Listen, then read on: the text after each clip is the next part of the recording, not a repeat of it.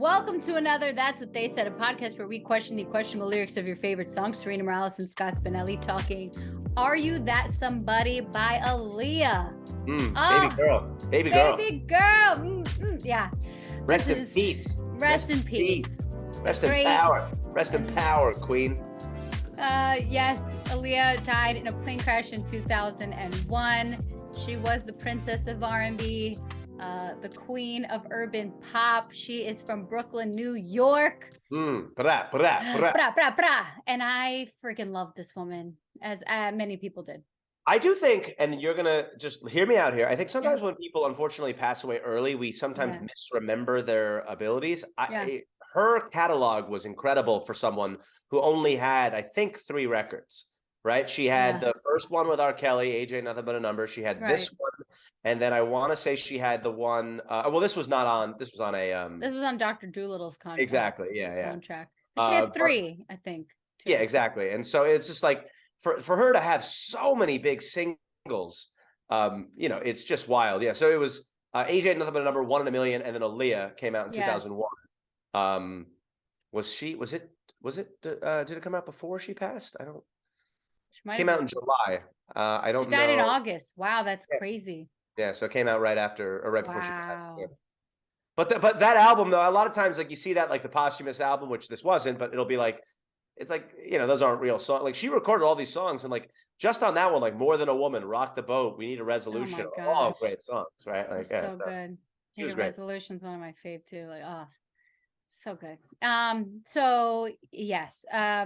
She was 19 when this song dropped. I felt the need to do the math to figure that out because this song is wild. I'm going to start with a little Denver nug.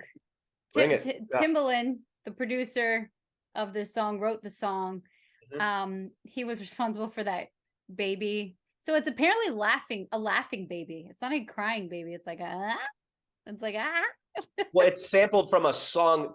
People say Prince. It's from Prince, but it's actually not really from Prince. It's from Prince. Got it from another. There was like this.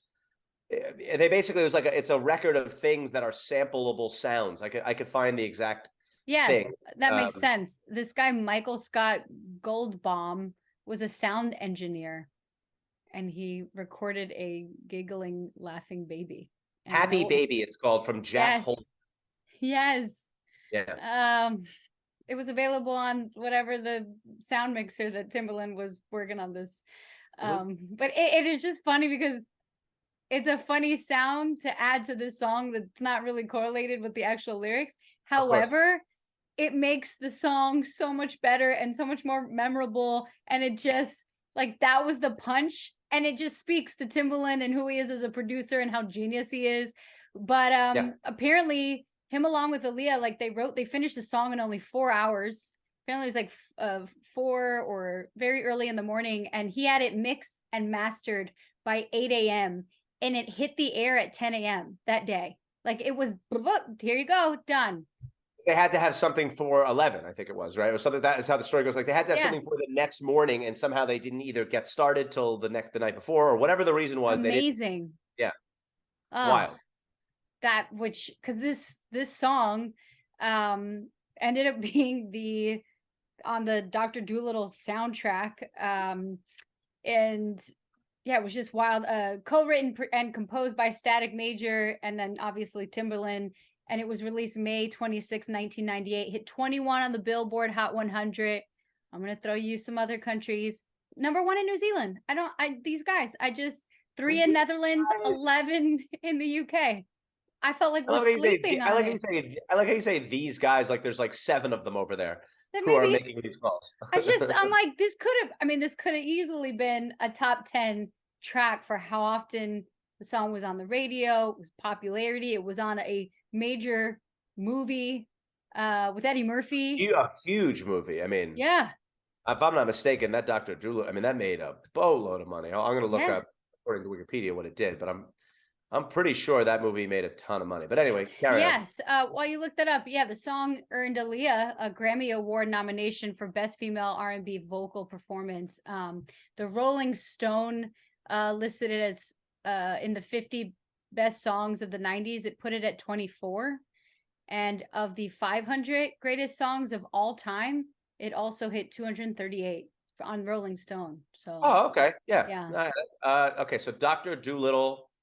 Let's see.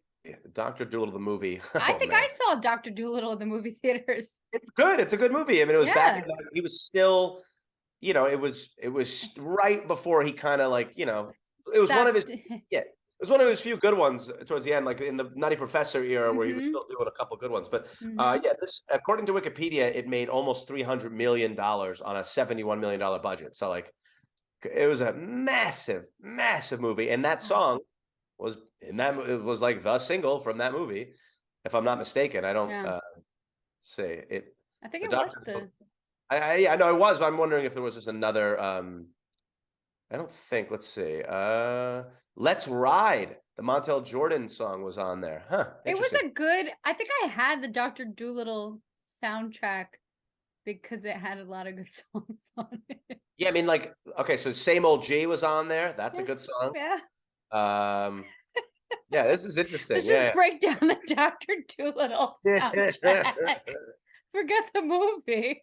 Yeah. Oh man. Anyway. Do you have any Denver Nugs or anything you want to go to lyrics? I don't really have. Like, what was your relationship with this song? I loved this song. I love this song, and I was into some of that Timbaland stuff, not all of it, but a lot of, like, the Timbaland and Magoo stuff. I was into. Good. Magoo had. I would go on. Man, you brought out a name I haven't heard in a while. Yo. Magoo had a name. First of all, calling himself Magoo was funny. But secondly, Magoo was one of those dudes that, like, to me, like, just had one of the most distinctive voices ever. But like Up Jumps the Boogie, that kind of stuff. So to me, if you liked that kind of Timbaland sound, and I liked it going forward when he worked with Justin Timberlake too, like Missy, a lot of Missy songs. Exactly. Yeah. All that stuff.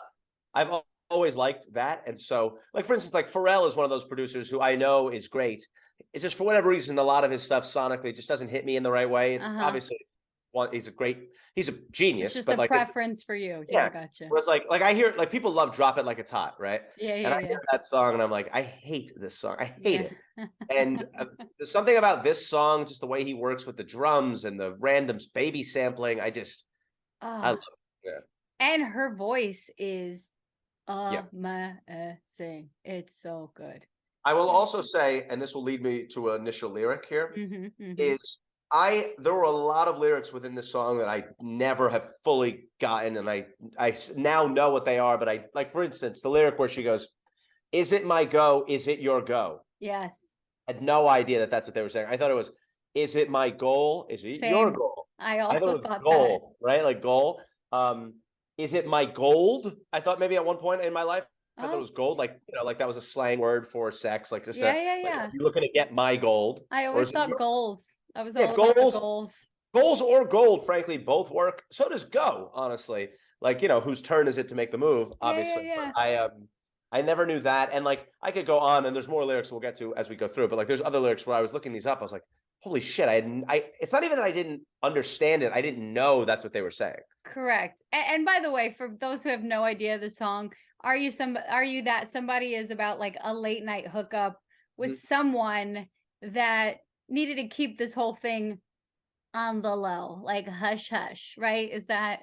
And that's right. But the funny thing about this song and the irony of it all is that, like, the whole thing, the lyric is, but if I let you know, you can't tell nobody. I'm talking about nobody. Nobody. That's the first thing. I'm like, this is hilarious. Like, let's be clear. Nobody. You can't tell nobody. I'm talking about nobody. Nobody. But the irony of that is that your mom, not your sis. Then she wrote a song about it. She wrote the whole song about it. Like, don't tell anyone. I would have loved to be the guy that was hooking up with her and go, how about maybe just don't write a song about this? That we could start there.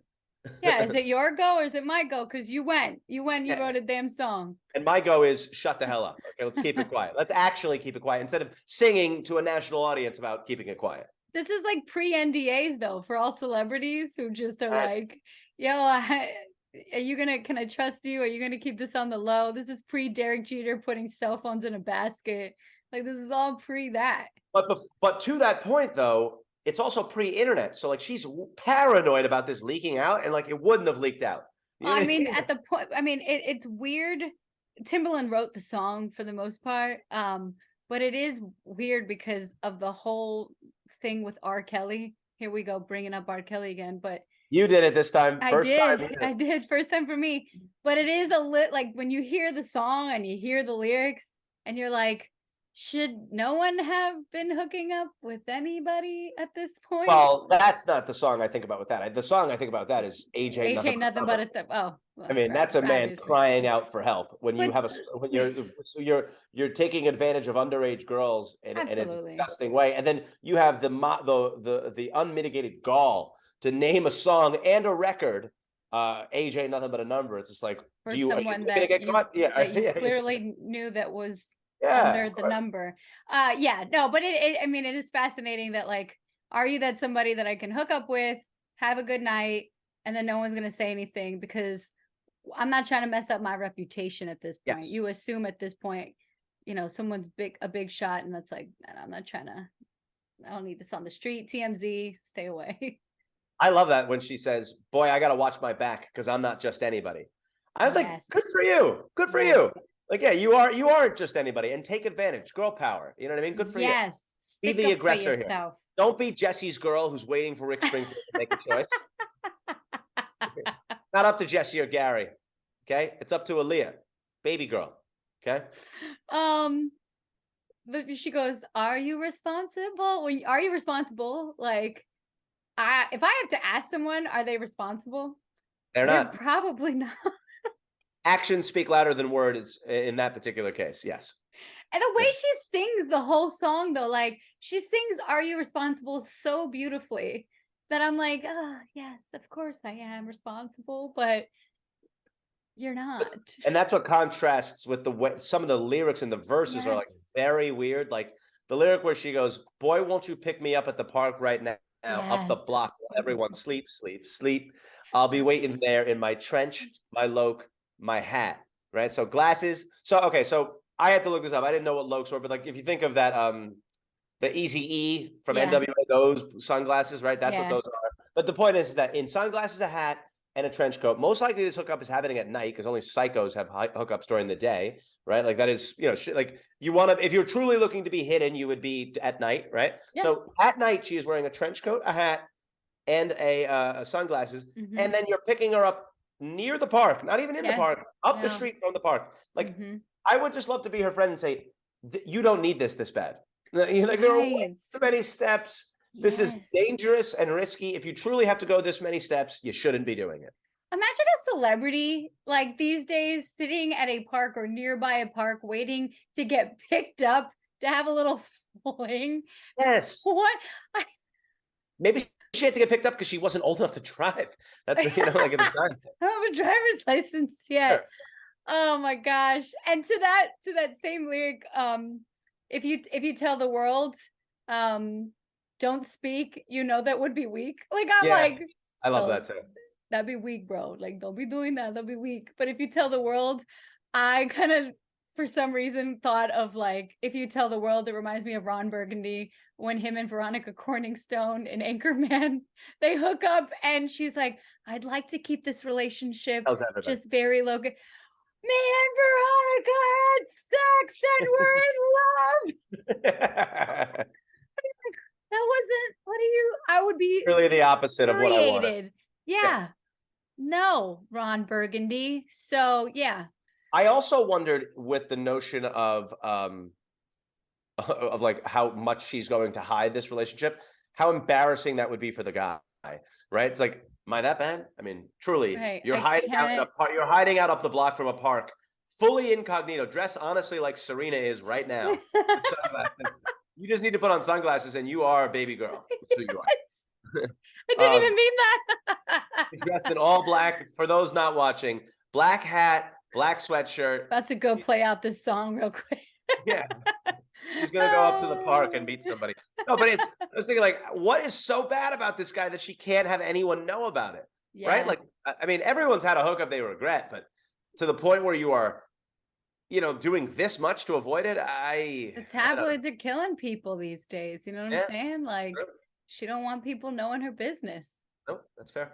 I mean, it's tough. I don't know. At that point, I'm sure if you're the other person, you're like, they don't even want anyone to know about me. Like, that's gotta suck. It's not even like the not even want to know. It's like they don't even want anyone in the world to know. It's like usually those kind of things, like, yeah, one of their security guards might know, or the driver might know. It's like, I don't even want a hobo in the park to know. I don't want a taxi that sees me walking to the park to know. I don't want the guy that, sells whatever on the street to, the hot dog vendor to know. No one can know. Ain't nobody. Yes. It's fantastic. Is there a worse verse in rap history than Timbaland's verse? Is it? It's up there, right? It's pretty bad. It's well, look, now I believe when they say they wrote it in 4 hours, because Timbaland's is awful. And he's not a rapper. I mean, he is, but he isn't. I mean, he's known as a producer. That's and when he opens his eyes really big in music videos and he does this, you're like, oh, cool, it's Timbaland, he's here. Yeah. But rock shows here in Japan have people shaking my hand. I'm like, good for you. You have people shaking your hand in Japan. Wow. So lazy. It's so lazy. The line where he goes, look, you're yawning because it's such a bad line. It's such a bad lyric. And like when he goes, giving me goosebumps and high fevers, make a player haters believers, rhyming that with a leer, like Aaliyah. Like, come on. So lazy and so good. It's the kind of rhyme that, like, if we were in high school together, right? And there was like some sort of a cipher, which would have been weird because that didn't happen in my high school. But and then I did that, you'd be like, this kid is so corny that, like, if I go, yeah, I'm doing shows from here to Japan, I got everybody shaking my hand. You'd be like, this dude is a loser. He's a loser, like. But Eminem would have never written something like that. No. You would get beat up if you did this in like a freestyle competition. Yes. The only thing that hides it is because the beat is so good. I mean, she masked the problem of the song too, because she sings it so well, and you're like, I don't care what the song is about. You could sing about ice creams and like marshmallows, and I'd be like, this song. And to that point, his voice is cool, and so it does do the baby girl, better known as Aaliyah, like all that stuff. Like, it's not good. It's not good rap, but it does work for the song. I will say this as my sort of final. I want to hear what else you have, but I have no other lyrics, because once I got to Timbaland's part, I was like, well, thank goodness someone's shaking your hand in Japan. Yes, my favorite thing about this song is the breakdown. Yes. The beat. I mean, and that. You can't that whole thing. Like, then I actually enjoy that part of the song. I look forward to I like listening to it on my own as opposed to when you hear it out, because typically they'll fade that out. They don't play that bit. I love hearing that, like, 40 seconds of that. Yes. Yeah. And that's where I'm like, Timbaland did the right thing. He kept his verse short, and then he let his music play out the rest of it, and it's genius. To the point you made, though, about how quickly this song was sort of conceived, it does make you wonder if they had more time, because she wasn't a nobody. She was obviously very big at that point. At that point, she had a couple she had big songs come out, so yeah. So you wonder if they had more time, if they would have put her with somebody as a rapper instead of Timbaland. Like, if it was, like, if they needed a verse so that he was in the studio, you know what I mean? That kind of thing. Like, I wonder how does this song sound with, you couldn't do someone like DMX. He's too aggressive. It would need to be like Fabulous, or like somebody like that. Like, that was just like really slow and cool, as opposed to like hyped up and aggressive. That really wouldn't work. But either way, Aluda. Jay-Z, like the lower Jay-Z. Yeah. It is. It is interesting. I read somewhere that she wasn't really into the song immediotally, and then that's wild. It was like, okay, sure, I'll do it. Didn't Alanis Morissette have that same thing where she was just like, I'm not loving ironic. She wanted to be poppy more. Or was it country? Oh, yeah, she didn't like that it was not autobiographical, and she just didn't care for it. And that seems to happen a lot with these songs that catch on fire for legitimately good artists. Yeah, I think that's a good way of distinguishing, because like some of these artists that we've done that are like sort of one-hit wonders, or aren't really known as like artists, so to speak. Right, like Britney Spears is a performer more than she's an artist, right? Like, the artist seems to have reservations about it because they don't ever set out to make songs that are songs that last forever because they're so catchy, right? That's a byproduct of being around for a while. But whereas other people are like, I just got to get out there, I got to do it, and I don't care. Like you're never gonna hear the guys who, the Eiffel 65 guys go, apologize for that song. Like not that they apologize for, but you know what I mean. So yeah. They're gonna just be like, this is great. Where you're like, I don't know, I could turn this one down. You can be a little more selective. Yeah, whereas the true artist is probably a little more selective, exactly, and then has a little bit more of a discerning ear, it seems like. So I mean, that's something I was thinking about right now. I don't know if that's fully accurate, but yeah. But the breakdown also in the music video is fantastic because that's where she does all her dances. It's the flamenco dance, right? Yeah. I used to love this music video. They put a hawk in it where she's holding a hawk. The hawk was a little on the nose for me. I didn't quite care for the hawk because I was like, because she said she's a hawk in the sky. Yeah. I was like, yeah, we get it. Yeah, and like, hey, you got a hawk? What's the? Throw it in. Why don't we just give her a baby that she holds? You know what I mean? I honestly thought I was waiting for it. I'm like, where is the baby? Because I feel like I watched the music video as much as I heard the song, so I was like, oh, they'll throw a baby in this. But yeah, there was never a baby. No baby. Sadly, no baby. I would say a final thought for me is if you haven't listened to this remix, please do. There's a remix that came out with Danger Mouth and Mad Skills. It's available everywhere, I think. I don't think it's like a hard to find remix. Okay. But if you like this song and want to just hear more rapping on it, that's a cool remix for anybody who hasn't listened to it. I would just listen to the beat without any lyrics too. Oh, agreed. I don't need any lyrics to this song. I mean, this is what 100%. This is one of those songs that like instrumental wise works on its own. Like Shook Ones is another one of those ones, right? You hear that like the initial of the stove going on, that tit, and I'm in. Yes, agreed. It's just, which, to give Timbaland some credit, like for you to produce a song that sounds like this, that I really haven't heard another beat that sounds similar to this beat. Some beats kind of like go in similar directions, and Timbaland has a very distinctive sound where I can usually pinpoint, oh, that's a Timbaland track. But this one, I find it to be very unique. Is it one of his? It must be one of his biggest singles. Yeah, it's that but anywhere. I mean, it just. I also, does this get played out anymore? I wonder. It was on the radio for a long time, and no. I mean, like nowadays, like. But now, no, I don't think it should. I mean, I was literally like, I'm about to go down a rabbit hole of Aaliyah because I just love this song so much. But I just put this song on repeat for like the entire day until we recorded this podcast. So I'm gonna listen to it when we get off. I love this song. So good. And my final thought is, and people say this all the time, so I'm not like, oh yeah, let's think about it. But like, I just think. Often, like, had Aaliyah been still alive, like she would have been, to me, I think she would have been as big as Beyonce. Like she would have been huge because she was so dynamic. She was so young. Her voice was very unique.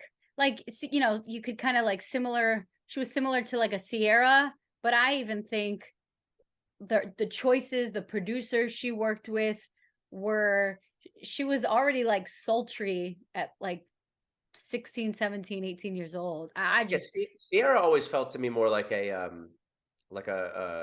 performer, like a great dancer. Yeah. Could sing, and but she wasn't like a bad singer or anything. But like, I don't think it's a coincidence that her music career never was like revered. You know what I mean?